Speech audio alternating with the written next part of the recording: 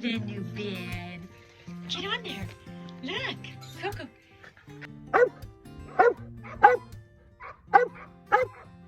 Hi guys, welcome back to my channel. If you're new here, we talk all about natural remedies for pets and their people. And today's topic is going to be, we are making a homemade topical pour-on for fleas and ticks. It works amazing, super easy to do, super inexpensive and natural, what we love. But anyways, this is Coco. She's going to help me today and we're going to get right into it. So, like I said, we're going to be making a DIY, homemade, all-natural, topical pour-on for fleas and ticks. It is super simple. We're going to be using essential oils and a carrier oil. And there are a lot of different essential oils that will work for this, but these are the ones that I've used on my 11 dogs for many, many years, and they're tried and true. They really, really work. But there's a lot of different essential oil blends that you could use. You might want to research and see, you know, what you have on hand. But these are my favorites that work the best for me. But anyways, we're gonna talk a little bit about the safety of them because there's some essential oils that are toxic to dogs. Most essential oils are pretty safe for dogs. None of these are okay for cats. I wouldn't use essential oils on cats, especially not a topical pour-on for them. There are a few essential oils that are safe for cats, but this is just for dog video. And I have other cat videos, and I'll link those below. You could use hydrosols and things like that on cats, but not essential oils. Today we're going to be using citronella oil, which is super, super safe. Lavender, very safe for dogs. And geranium, very safe. And cedarwood. Cedarwood is amazing at driving fleas off. All of these are like a flea repellent.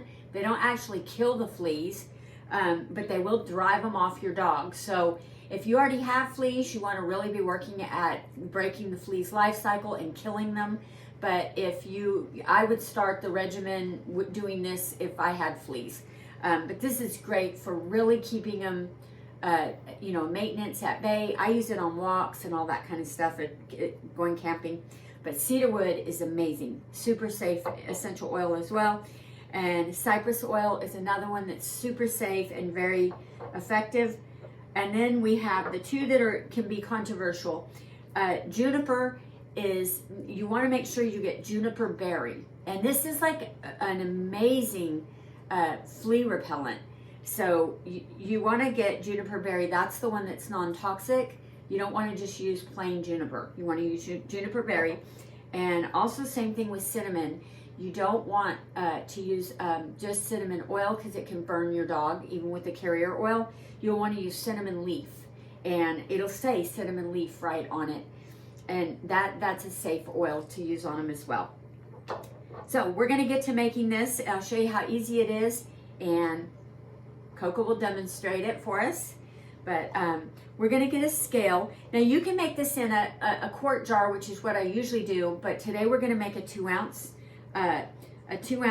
little batch of it, so we can just kind of show you how to do it. And I'll link all the amounts down below in the description box, but we'll talk about that.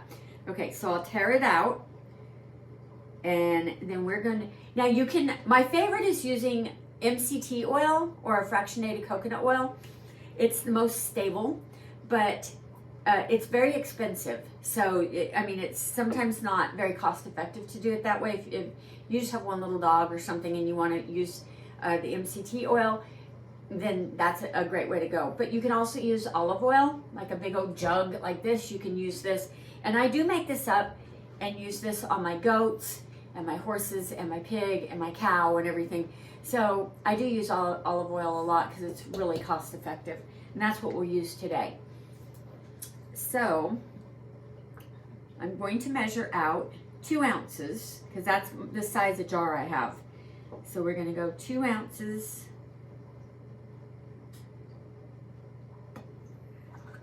of olive oil. And that's our carrier oil. And then it's going to be pretty simple. We're going to start with just, let's start with cedarwood. All of them are going to be 2 drops, except for the cedarwood and geranium. I'm just going to double those up, so I'm going to do 4 drops of each of those. So I'm just going to go 2, 3, 4. And then we'll find our geranium right here. And we'll do 4 drops of geranium. And then we're just going to go with the cinnamon and cypress and all those. Oh, well, that was 3, but that won't hurt anything. We'll just do 2 drops each of the rest of them. So if you were making, you know, a 16-ounce jar, you would be doing 8 drops each. Juniper berry, 2 drops. And then these don't have our droppers in them, so what I'm going to do is just use the top of my, so we're 1, 2. Now that's lavender, and you could definitely, I'm probably going to do another drop of lavender. You could do 3 or 4 drops of lavender, because lavender is like so calming, and the pest, fleas and ticks don't like lavender at all, and it's very safe. And citronella, I'm going to do 2 drops of citronella as well. And you could do 3. I mean, if 3 go in there, that's just fine. Okay, then I'm going to take my little funnel, and we will fill up our jar just like that. Now, just that easy, we have a full 2 ounces of a topical that is very powerful. And all you do is just drip it on the back. I put about 4 or 5 drips on. She's like 6 or 7 pounds. And you put it on in between their shoulder blades right here so they can't lick it off.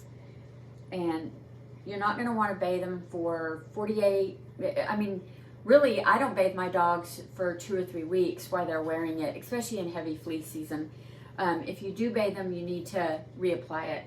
But it will soak in about 48 to 72 hours, and then it'll kind of disperse all through their skin, and the fleas will hate it. They will just fling off of them.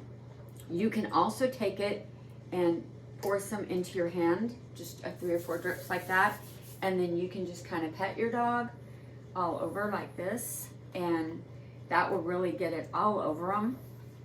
This is great for if you're going to go out in the woods or go walking or something. If you can go ahead and this will speed track it up really fast, you know, where they can get all that good essential oil smell all over them before they go off out into the woods, and ticks won't want to jump on them, like, because she smells amazing. It smells really, really good, and it's safe for her to lick. It won't hurt her at all if she licks any of it, but it's that simple. Let me put her down, and I'm going to show you real quick. There's one other thing you can do. You can add this to a bandana. These come from the Dollar Tree, and they are just super easy, or you can just use a regular bandana, but I always add it to the inside of the bandana, 3 or 4 drips of it. You could add it to the inside down here even if you wanted, but I put it up around the collar area, and that'll really last a lot longer. To me, it does. You can also add it to their like little sweaters underneath. That works really good too. Of course, in the wintertime, they don't need it as much. Their scarves, I've added it to. And my favorite thing to do, I do to all my big dogs, is I add it to their collar, and I add it to the inside, because if you add it to the outside, it's oil, it attracts dirt, and then you'll have a big dirty spot on your collar. So if you like your collars to look nice and neat, you'll want to add it to the inside. And what I do is I don't just put 5 drops in one spot. I actually drip it all the way, 1 drop all the way across. That works the best for me. And then it doesn't seem to go I mean, it probably, you can smell it on this side, but it doesn't make it oil. It doesn't make, you know, the dirt if you do it on the inside. Now this is awesome because it really stays a lot longer. And it doesn't bother them at all. It really keeps flies away from them and mosquitoes and everything else. I absolutely love doing this. If you do have fleas, you need to kill them. This does not kill the fleas. You'll definitely want to work on killing the fleas and then start this regimen as well. Now, I love diatomaceous earth to kill fleas. It's 100% natural. I have lots of videos on that. I'll link a few down below, or they'll be, you know, at the end of the video. But there's a lot of different ways you can spray your yard. They have essential oil, I think it's Vet's Best or something. They have cedar side, all different ones that you can attach to your hose and spray your yard. Those work amazing. I've used them a bunch in my chicken pens and all kinds of stuff. And you can make your own. Sometimes I just buy them, and that way I have the sprayer, and then I'll just blend up. I always have all these essential oils. I have massive amount of essential oils for my business, but it's good to have a good arsenal of essential oils on hand for cleaning products and for your pets and, you know, all kinds of stuff. You can also boil fresh herbs and dried herbs, peppermint and basil and all kinds of stuff, and then, you know, add it to a spray bottle and spritz them. I've done that. You can add it to vinegar. That's very effective. My favorite thing is the oils. I absolutely love, to me, they're a little bit more potent and work a little bit better. But anyways, I just wanted to jump on here really quick and share this with you. I'll link the ratios in the description box below. But give me a thumbs up, share it to anybody you think that might need it, and I'll be making another video real soon. Talk to you later. Bye. Come on, girls.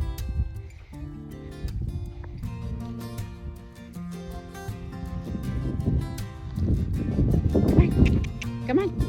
Come on. Come on. Come on, baby. Oh, you got pee-pee?